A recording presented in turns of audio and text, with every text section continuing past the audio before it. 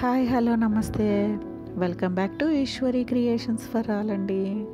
ఈరోజైతే మీకు కందిపప్పు వాడకుండా సాంబార్ ఎలా చేసుకోవాలో చూపిస్తున్నానండి. ఇది కనుక ట్రై చేశారనుకోండి చాలా బాగుంటుంది. ఒక్క ముద్ద కూడా వదలకుండా తింటారండి, అంత రుచిగా ఉంటుంది. దీనికి వచ్చేసి ఒక కడాయి పెట్టుకొని 2 టేబుల్ స్పూన్ల ఆయిలు, 2 టేబుల్ స్పూన్ల ధనియాలు వేసుకోవాలి. 1 టేబుల్ స్పూన్ మినప్పప్పు, 2 టేబుల్ స్పూన్ల శనగపప్పు వేసి బాగా వేయించుకోవాలండి. ఇవైతే ఇప్పుడు వేసే ప్రతి ఇంగ్రీడియంట్ కంపల్సరీ వేసుకొని వేయించుకుంటే ఈ సాంబార్ చాలా బాగుంటుందండి. ఇప్పుడు ఇవన్నీ వేసి వేగిన తర్వాత కొంచెము 1/2 టేబుల్ స్పూన్ జీలకర్ర, 4 మెంతులు వేసుకోవాలండి. ఇలా వేసుకోవటం వలన ఈ సాంబారు మంచి టేస్టీగా ఉంటుంది. మెంతులను అయితే అస్సలు స్కిప్ చేయకండి. ఇప్పుడు ఇవన్నీ వేగేసేయాలి. ఇవన్నీ వేగేటప్పుడే ఒక 2 ఎండుమిరపకాయలు వేసుకుందామండి కారానికి. ఇవి వేగుతున్నప్పుడే అసలైనది దీంట్లోకి కొంచెము బియ్యం వేస్తున్నానండి. ఈ బియ్యం వేయటం వలన మనకి సాంబార్ అనేది కొంచెం థిక్గా వస్తుందండి, ఫ్లేవర్ బాగుంటుంది. కంపల్సరీ వేసుకోవాలి. బియ్యం వేసి వేయించాక 4 వెల్లుల్లి రప్పలు, ఒక చిన్న ఉల్లిపాయ వేసుకుందాము. దీంతోపాటు చిన్న అల్లం ముక్క కూడా వేసామనుకోండి సాంబారు మంచి ఫ్లేవర్ని ఇస్తుందండి. ఇవన్నీ వేసి మనము చక్కగా ఒక్కసారి వేయించుకుందాము. ఇవి వేగుతున్నప్పుడే నేనైతే దీంట్లోకి పచ్చి కొబ్బరి కూడా ఇందులోనే వేసేస్తున్నానండి. పచ్చి కొబ్బరి కూడా సాంబార్కి మంచి రుచినిస్తుంది. చూసారు కదండి, ఇవన్నీ వేసి మనం వేయించుకుందాము. ఈ వేయించుకునేటప్పుడు జాగ్రత్తగా వేయించుకోండి, మాడిపోకుండా. ఇవన్నీ మంచిగా వేగుతున్నప్పుడే దీంట్లోకి అయితే నేను కొంచెము సాల్ట్ వేస్తున్నానండి. ఈ ఉల్లిపాయ వెల్లుల్లిపాయ వేగటానికి దీంట్లోకే కొంచెం కారం కూడా వేసేసుకుంటున్నానండి. 1 స్పూన్ కారం వేస్తే మంచి స్ట్రక్చర్ బాగుంటుంది. ఈ కారం వేసిన తర్వాత చిటికెడు పసుపు వేస్తున్నానండి. ఈ పసుపు కూడా వేసుకున్న తర్వాత మనము దీనినైతే చక్కగా వేయించుకోవాలండి. ఇవి వేసుకున్న తర్వాత ఒక్కసారి కలుపుకుందాము. ఇవి కలుపుకున్న తర్వాత మన ఇంట్లో ఏ సాంబార్ పౌడర్ ఉంటే ఆ సాంబార్ పౌడర్ కంపల్సరీ వేసుకోవాలండి. నేనైతే MTR వాళ్ళ సాంబార్ పౌడర్ వేస్తున్నానండి. ఇవి వేసి వేయించడం వలన సాంబార్ చాలా బాగుంటుందండి, 2 రోజులు నిల్వ ఉంటుంది. ఇప్పుడు మంచి ఎరోమా రిలీజ్ అవుతుందండి. ఇవన్నీ వేసి వేయించుకుంటుంటే ఇవన్నీ వేగాక ఒక మిక్సీ జార్లో వేసి చల్లారనిద్దామండి. ఇవి చల్లారి పెట్టుకునే లోపల అదే కడాయిలో 2 టేబుల్ స్పూన్ల నూనె తీసుకొని 1 టేబుల్ స్పూన్ ఆవాలు, 1 టేబుల్ స్పూన్ జీలకర్ర వేసుకుందాము. ఈ పోపు సాంబార్కి ఇదండి, ఇది కంపల్సరీ. ఇది వేగించుకొని దీంట్లోకి వచ్చేసి కొంచెము నేను 1 టేబుల్ స్పూన్ నెయ్యి తీసుకుంటున్నానండి. సాంబార్లో నెయ్యి వేసుకుంటే చాలా బాగుంటుంది కదా, అందుకని నెయ్యి తీసుకుంటున్నానండి. నెయ్యి కూడా వేసి ఈ పోపు వేయించుకుందాము. ఇది వేగిన తర్వాత కరివేపాకు, పచ్చిమిరపకాయ కూడా ఈ పోపులోనే వేసుకుందామండి. ఇప్పుడు మంచి ఘాటైన వాసన రిలీజ్ అవుతూ ఉంటుంది.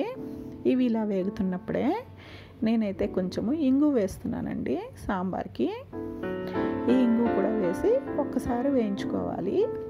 ఈ ఇంగు వేగిన తర్వాత మనము ఎండుమిరపకాయలు వేసుకుందామండి లాస్ట్లో. ఈ ఎండుమిరపకాయలు కూడా వేసి వేయించుకున్న తర్వాత మన ఇంట్లో సాంబార్కి ఏ ముక్కలు ఉంటే ఆ ముక్కలు అయితే తీసుకోవచ్చండి. ఎగ్జాంపుల్కి ములక్కాడ, బంగాళదుంప, ఆనపకాయ, ఇలాగా. నేనైతే ముందరగా ఇందులోకి ములక్కాడ తీసుకుంటున్నానండి. నా దగ్గర ఆనపకాయ, ముల్లంగి, క్యారెట్ ఉన్నాయి. మీ దగ్గర ఇవన్నీ ఉంటే ఇవన్నీ తీసుకోవచ్చండి. లేదా మీ దగ్గర ఏ ముక్కలు ఉంటాయి, ఎవరికి ఏమి ఇష్టమైతే ఆ ముక్కలు కూడా వేసి ఈ సాంబార్ చేసుకోవచ్చండి. చూసారు కదండి, నా దగ్గర ఉన్న ముక్కలన్నీ వేస్తున్నాను.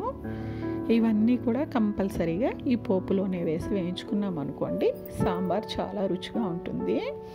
ఫస్ట్ టైం ఎవరైనా నా ఛానల్ చూస్తున్నట్టయితే సబ్స్క్రైబ్ చేసుకోండి, లైక్ చేయండి, షేర్ చేయండి, నన్నైతే ఎంకరేజ్ చేయండి. మరిన్ని వీడియోలు పెట్టడానికి నాకు ఒక అవకాశం ఉంటుంది. చూసారు కదండి, ఈ ముక్కలన్నీ వేసుకున్న తర్వాత సాల్ట్ వేసుకోవాలండి. ఈ సాల్ట్ ఇప్పుడు నేను ఈ సాంబార్ ముక్కల్ని బట్టి సాల్ట్ మొత్తం వేసేసుకుంటున్నానండి. ఇందాక కొంచెమే వేసాం కదా, మిగిలిన బ్యాలెన్స్ ఇక్కడే వేసేస్తున్నానండి. మీరు మీకు రుచి తగ్గట్టుగా సాల్ట్ అయితే వేసుకోండి. సాల్ట్ కూడా వేసాక ఇవన్నీ ఒక్కసారి కలిపి దీంట్లోకి నేను 2 గ్లాసులు నీళ్లు పోసి ఈ ముక్కలు ఉడికిస్తున్నానండి. ఇలా వేసిన తర్వాత దీనిపైన మూత పెట్టి ఉడికించుకుందాము. ఇందాక మనము వేయించుకున్న మిశ్రమాన్ని చల్లారి పెట్టుకున్న తర్వాత ఇలా మిక్సీ పట్టుకోవాలండి. ఇది బాగా మెత్తటి పేస్ట్లా మిక్సీ పట్టుకొని ఉంచుకోవాలి. తర్వాత వచ్చేసి దీనికి ఒక చిన్న సైజు నిమ్మకాయ అంత సైజు చింతపండు నానేసి గుజ్జు తీసి పక్కన పెట్టుకుందామండి. ఇవన్నీ సిద్ధం చేసుకున్న తర్వాత ఒక్కసారి ముక్కలు చూసుకుందాము. ముక్కలు ఉడికిపోయాయండి. దీంట్లో ఒక చిటికెడు పసుపు వేసి బాగా కలుపుకోవాలి. ఇలా కలుపుకున్న తర్వాత మనము ఈ ముక్కల మిశ్రమంలోకి కొంచెము మళ్ళీ సాంబార్ పౌడర్ వేస్తున్నానండి. ఆ సాంబార్ పౌడర్ ముక్కలకి బాగా పడుతుంది. దీంట్లోకి ఒక పెద్ద సైజు టమాటా కూడా కట్ చేసి వేసుకుందాము. చాలా బాగుంటుంది రుచి. ఇవన్నీ ఒకసారి వేసి వేయించుకున్న తర్వాత దీంట్లోకి మనం ముందరగా మిక్సీ పట్టి ఉంచుకున్న మిశ్రమాన్ని వేయాలండి. ఇది వేసేటప్పుడు కొంచెం చిక్కగా అవుతుంది. అప్పుడు దీన్ని మనము జాగ్రత్తగా కలుపుకోవాలండి.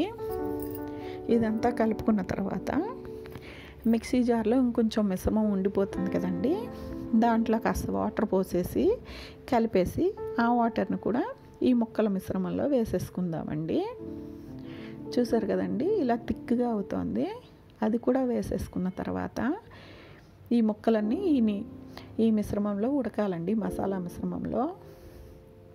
దీనికి వచ్చేసి నేను ఇంకొంచెం వాటర్ పోసి చింతపండు జ్యూస్ వేస్తున్నానండి.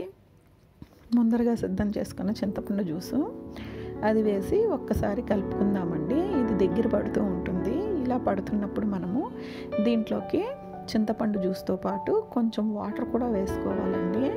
వేసుకుంటే చూసారు కదండి, ఈ ఉడికే లోపలనే సాంబార్ స్ట్రక్చర్ అనేది వచ్చేసింది. కాకపోతే ఈ మిశ్రమం అంతా వేసాక ఇది చిక్కపడ్డప్పుడు మనం వాటర్ పోసుకోవాలండి. ఇలా వాటర్ పోసుకొని దీన్ని అయితే ఒక్కసారి బాగా మరిగించుకుందామండి, తెరలనిద్దాం. ఇది తెరిలిన తర్వాత దీంట్లోకి తగినంత 2 స్పూన్స్ మాత్రం షుగర్ వేసుకున్నాం అనుకోండి, మంచి రుచిగా ఉంటుందండి, కమ్మగా రుచిగా వస్తుంది. చూసారు కదండి, ఇప్పుడైతే ముక్కలన్నీ ఉడికిపోయి సాంబార్ వాసన అయితే చాలా బాగుందండి. ఇప్పుడైతే సాంబార్ రెడీ అయిపోయింది. దీన్ని రైస్ ఇడ్లీలోకి సర్వ్ చేసుకోవచ్చండి. దీని టేస్ట్ అయితే నెక్స్ట్ లెవెల్లో ఉందండి. ఒక్కసారి అయితే ట్రై చేయండి. తిన్నారంటే అస్సలు వదలరండి. Thank you for watching.